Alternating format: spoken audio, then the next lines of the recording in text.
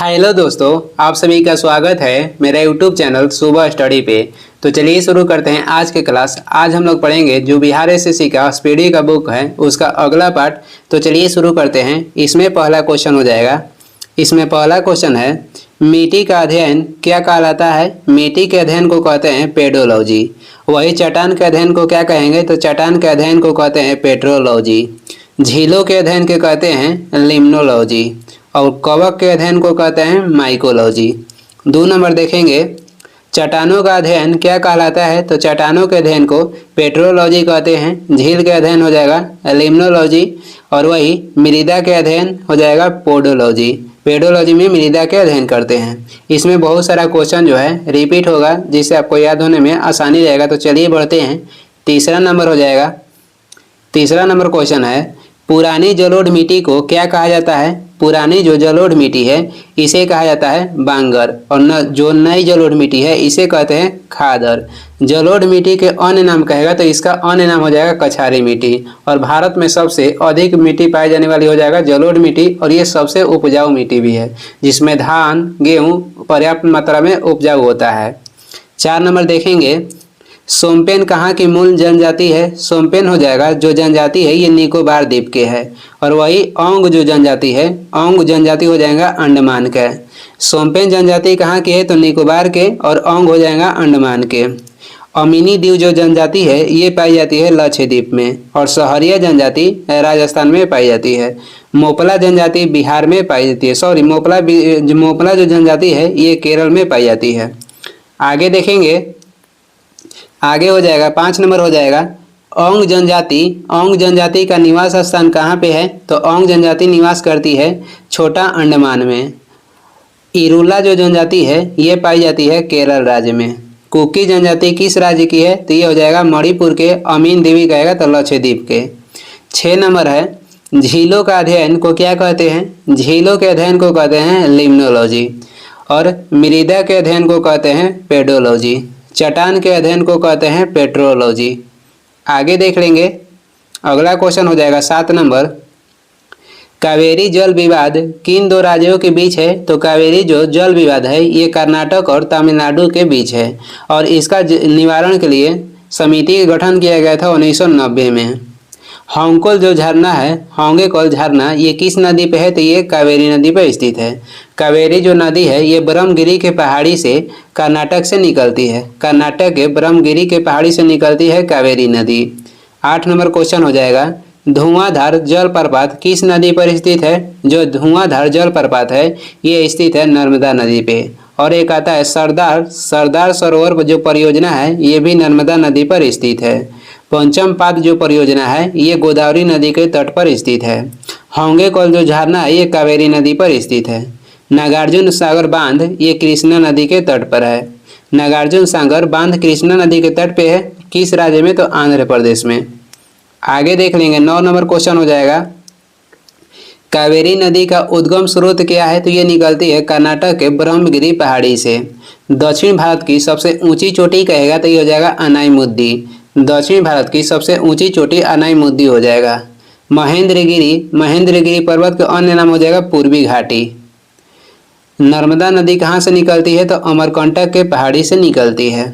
10 number question है, शिव समुद्रम जलप्रपात किस राज्य में है? शिव समुद्रम जलप्रपात ये कर्नाटक राज्य में है। इडुक्की परियोजना कहेगा तो ये इडुक्की परियोजना पेरियार नदी पे केरल राज्य में स्थित है। इडुक्की परियोजना पेरियार नदी पे केरल राज्य में स्थित है। और जो पुलिकट झील है ये पुलिकट झील ये एक प्रकार के लैगून झील है जो कि तमिलनाडु और आंध्र प्रदेश के सीमा पर स्थित है। पुलिकट जो झील है ये लैगून झील है और ये तमिलनाडु और आंध्र प्रदेश के सीमा पर स्थित है। आगे देख लेंगे। अगला क्वेश्चन हो जाएगा 11 नंबर है, शिव समुद्रम जलप्रपात किस नदी पर स्थित है? तो ये कावेरी नदी के तट पर स्थित है। जायकवाड़ी परियोजना कहेगा तो गोदावरी नदी के तट पर है। नर्मदा परियोजना नर्मदा नदी पर है। अलमाटी बांध कहेगा तो कृष्णा नदी पे है। 12 नंबर क्वेश्चन हो जाएगा, दक्षिण गंगा या बृहद गंगा कौन सी नदी कहलाती है? तो दक्षिण गंगा या बृहद गंगा ये कौन सी नदी कहलाती है? तो गोदावरी नदी। भारत के पवित्र नदी कहेगा तो ये हो जाएगा गंगा नदी। दक्षिण भारत की गंगा कहेगा तो दक्षिण भारत की गंगा हो जाएगा कावेरी नदी, और दक्षिणी गंगा के नाम से जानते हैं गोदावरी नदी को। मध्य प्रदेश में सबसे अधिक बहने वाली नदी हो जाएगा नर्मदा नदी, और इसे गुजरात की जीवन रेखा भी कहते हैं। और जो नर्मदा नदी है ये सर्वाधिक सीधा बहने वाली नदी है, और सर्वाधिक मार्ग बदलने वाला नदी कहेगा तो ये हो जाएगा कोसी नदी। आगे देखेंगे 13 नंबर हो जाएगा असम का शोक किस नदी को कहा जाता है। असम का शोक हो जाएगा ब्रह्मपुत्र नदी, और उड़ीसा के शोक कहेगा तो ब्राह्मणी नदी हो जाएगा। बिहार के शोक नदी हो जाएगा कोसी, और बंगाल के शोक नदी हो जाएगा दामोदर। बिहार के कोसी नदी शोक है, और असम का हो जाएगा ब्रह्मपुत्र, उड़ीसा के शोक नदी ब्राह्मणी, और बंगाल का हो जाएगा दामोदर। 14 नंबर क्वेश्चन है भारत की जलवायु कैसा है। तो भारत के जो जलवायु है उष्णकटिबंधीय मानसूनी है, या इसे पतझड़ भी बोलते हैं। और भूमध्य सागर में जो जलवायु पाई जाती है वह पाई जाती है संवहनीय। आगे देख लेंगे 15 नंबर क्वेश्चन हो जाएगा रेगुर मिट्टी के नाम से कौन सी मिट्टी जानी जाती है। तो रेगुर मिट्टी के नाम से काली मिट्टी को जानते हैं, और ये सर्वाधिक पानी सोखता है। बंजर मिट्टी या बंजर भूमि के नाम से किस मिट्टी को जानते हैं। तो लाल मिट्टी को, और इसे उपजाऊ बनाया जाता है चूना मिलाकर। इसे उपजाऊ बनाने के लिए क्या मिलाया जाता है। तो चूना मिलाया जाता है। जलोढ़ मिट्टी के अन्य नाम कहेगा तो कछारी मिट्टी है, और ये भारत में सबसे अधिक मात्रा में पाई जाती है। चाय के लिए सबसे अच्छा मिट्टी कहेगा तो लेटराइट मिट्टी हो जाएगा। चाय उत्पादन के लिए सबसे अच्छा मिट्टी में हो जाएगा लेटराइट मिट्टी, और ये महाराष्ट्र तमिलनाडु की तरफ पर्याप्त मात्रा में ये फैला हुआ है। 16 नंबर क्वेश्चन हो जाएगा गुजरात की जीवन रेखा कौन सी नदी को कहते हैं। तो गुजरात की जीवन रेखा कहते हैं नर्मदा नदी को, और ये सर्वाधिक बहती है मध्य प्रदेश में। सर्वाधिक कहाँ पे बहती है। तो मध्य प्रदेश में। भारत की सबसे ऊंची परियोजना भारत में सबसे ऊंची कहेगा भारत के सबसे ऊंची जलप्रपात कौन सा है। तो ये हो जाएगा कुचिकल जलप्रपात। पहले कहेगा तो पहले कौन सा। तो पहले था जोग या गुरसप्पा, वर्तमान में कहेगा तो कुचिकल हो जाएगा। ये किस नदी पे है। तो ये वराही नदी पर है, और ये किस राज्य में। तो कर्नाटक राज्य में। इसकी ऊंचाई कहेगा तो 455 मीटर है। 17 नंबर हो जाएगा चिल्का झील किस प्रकार की झील है। तो चिल्का झील लैगून झील है, और ये भारत के सबसे बड़ा तटीय झील भी है। चिल्का झील कहाँ पे है। तो चिल्का झील स्थित है उड़ीसा में। आगे देख लेंगे 18 नंबर क्वेश्चन हो जाएगा विश्व का सबसे बड़ा मानव निर्मित झील कौन है। विश्व के सबसे बड़ा मानव निर्मित झील कहेगा तो ये हो जाएगा मेड झील, और ये किस नदी पे है। तो कोलोरेडो नदी पे है मेड झील, और ये विश्व के सबसे बड़ा मानव निर्मित झील है। लोकटक झील किस राज्य में है। तो ये मणिपुर राज्य में स्थित है। मानसरोवर झील कहेगा तो ये तिब्बत में स्थित है।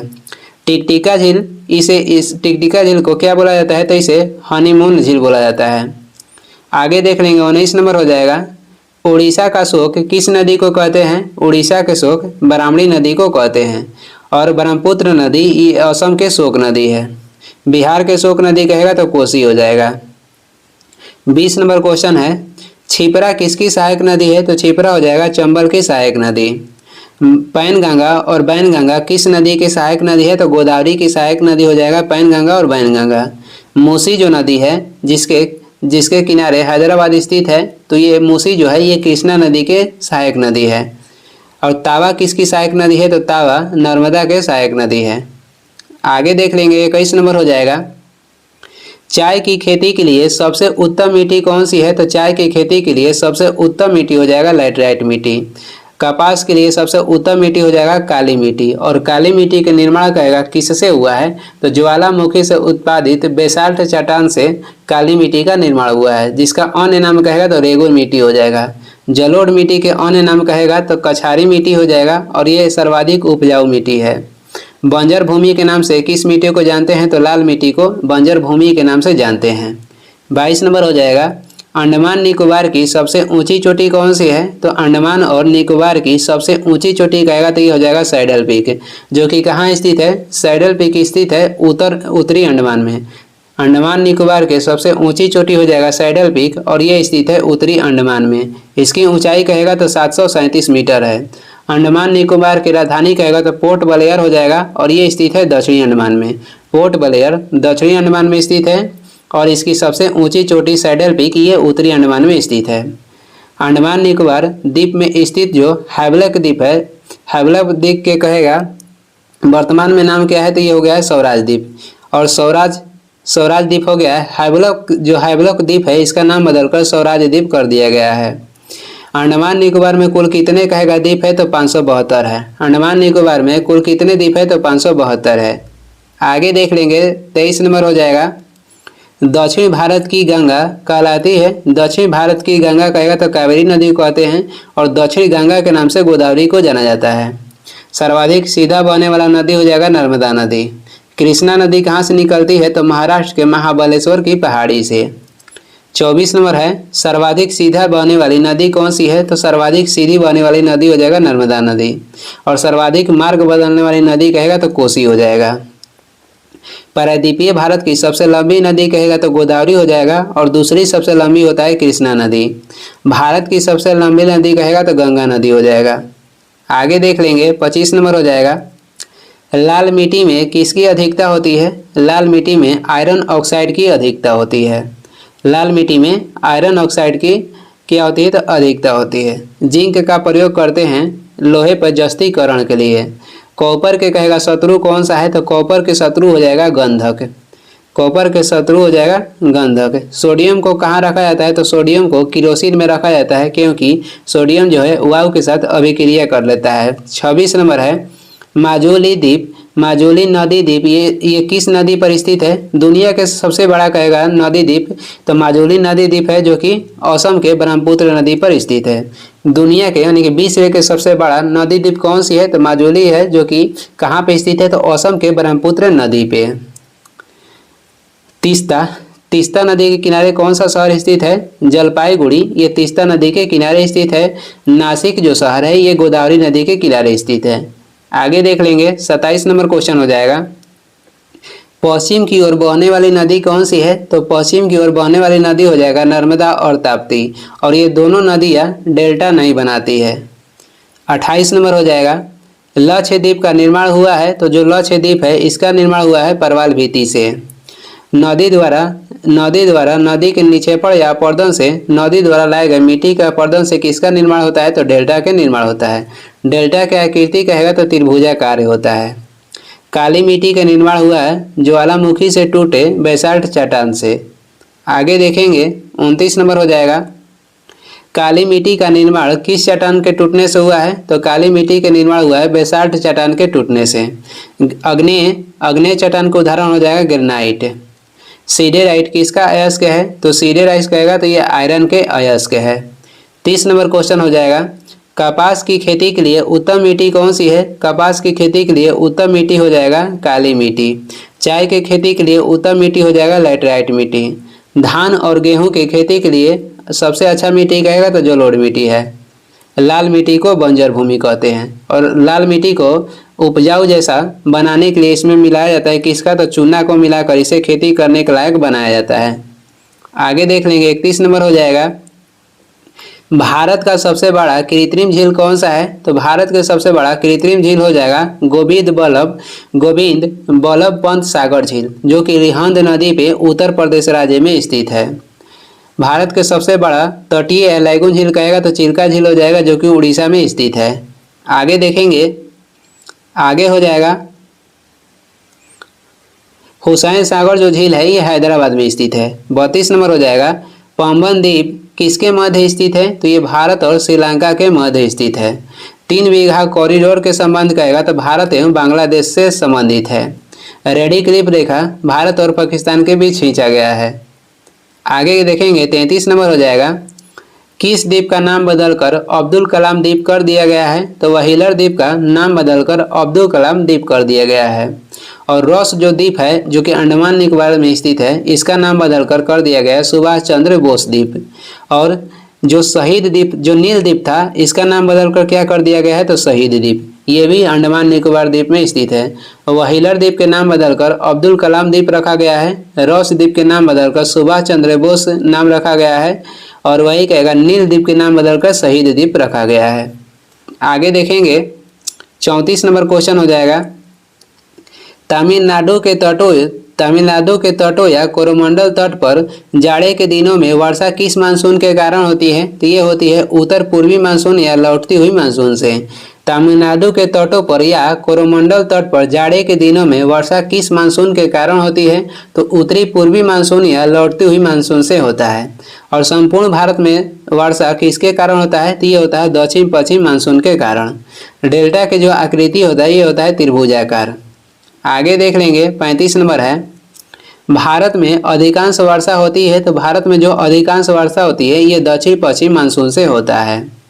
और मानसून के आगमन कब होता है? तो भारत में जो मानसून के आगमन होता है ये जून के प्रथम सप्ताह में होता है और पहले पहुंचता है केरल राज्य में।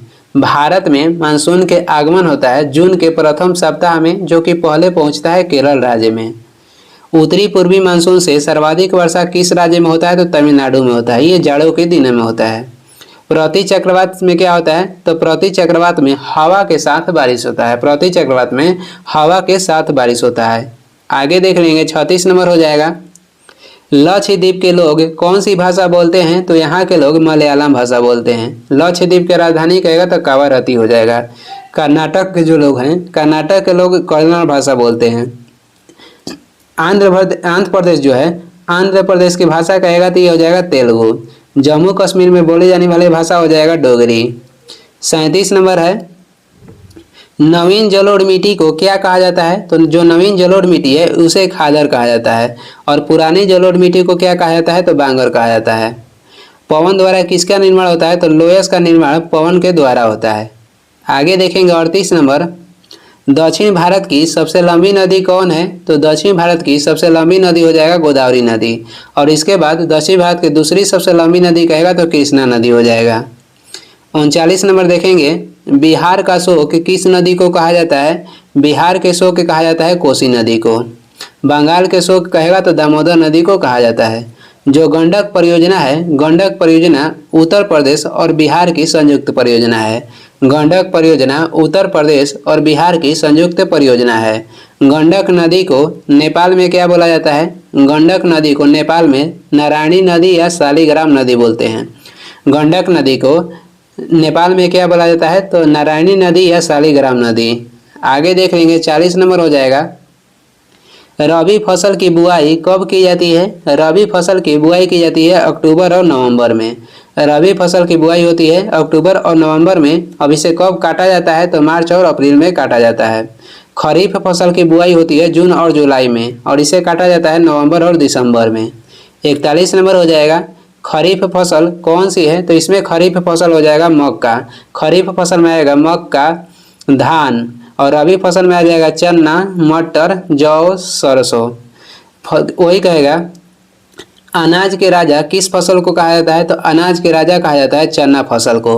अनाज के रानी कहते हैं मटर को और राजा कहते हैं चना को। मटर में मार्स रोग किसकी कमी के कारण होता है? तो मैग्नीज के कारण मटर में मार्स रोग होता है। आगे देख लेंगे 42 नंबर हो जाएगा, लक्षद्वीप में द्वीपों की कुल संख्या कितनी है? तो लक्षद्वीप में द्वीपों की कुल संख्या हो जाएगा 36। और लक्षद्वीप के सबसे बड़ा द्वीप कहेगा तो ये हो जाएगा ऑड्रेट। लक्षद्वीप के सबसे बड़ा द्वीप होता है ऑड्रेट और सबसे छोटा द्वीप कहेगा तो ये हो जाएगा बिट्रा। 43 नंबर है, खरीफ फसल की बुआई कब होती है? तो खरीफ फसल की बुआई होती है जून जुलाई में। आगे देख लेंगे रबी फसल की बुआई होता है अक्टूबर नवंबर में। 44 नंबर क्वेश्चन है, रबी फसल कौन सी है? तो इसमें रबी फसल हो जाएगा गेहूं, चना, मटर, सरसों।